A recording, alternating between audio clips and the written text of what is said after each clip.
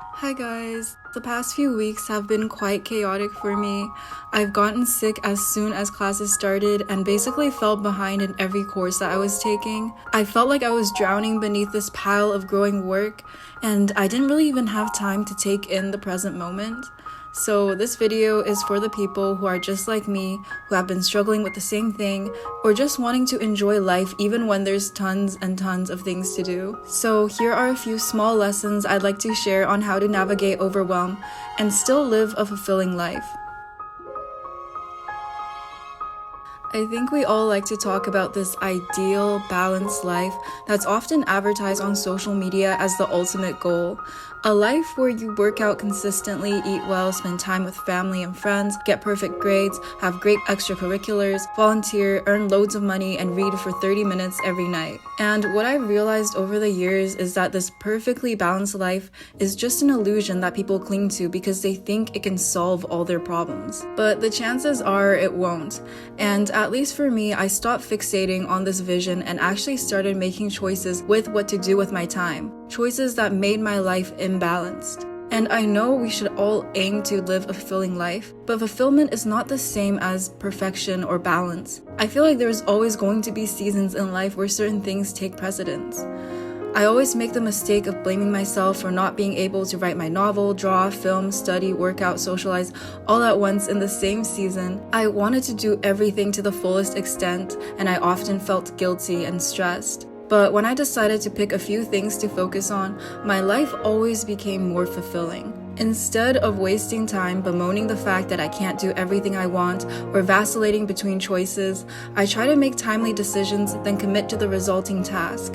I realize that the choice and commitment itself is what makes the task fulfilling.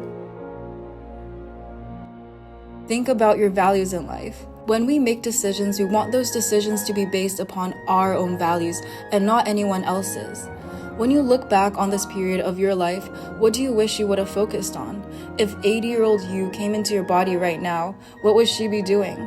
Would she grind her academics or try to spend as much time as possible with her friends and family? Ask yourself these questions to make better decisions and focus on the things that actually matter to you.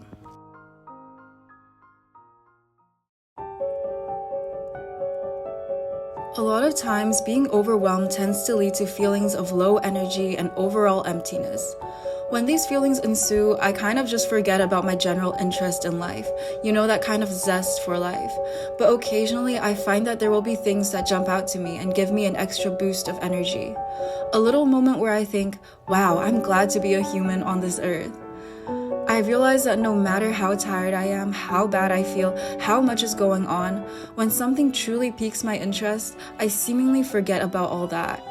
I'm able to be present, to explore, and to be enraptured once more in the fascinating aspects of this rich world. For me, this feeling usually arises when I come across interesting concepts in my lectures or books, and especially when I see maps, I'm suddenly engrossed in a new and scintillating world. It's like that feeling you get when you're reading a book and suddenly it comes to life and just takes you captive and the pages melt away until you're left with its indelible song. Or when you're checking the time during a lecture but your attention leaves the clock as soon as you hear something interesting, and all of a sudden the lecture's over? I'm saying all this to let you know that no matter how dead inside you feel, because I've certainly felt that way for the past 2 weeks, there are always things that will engage your intellectual curiosity and resuscitate you no matter how tired you are. There are certain things that will cause a spark despite your icky feelings, purely because they're so interesting. And you'll no longer find yourself slogging through the pages in a book, but rather living the story.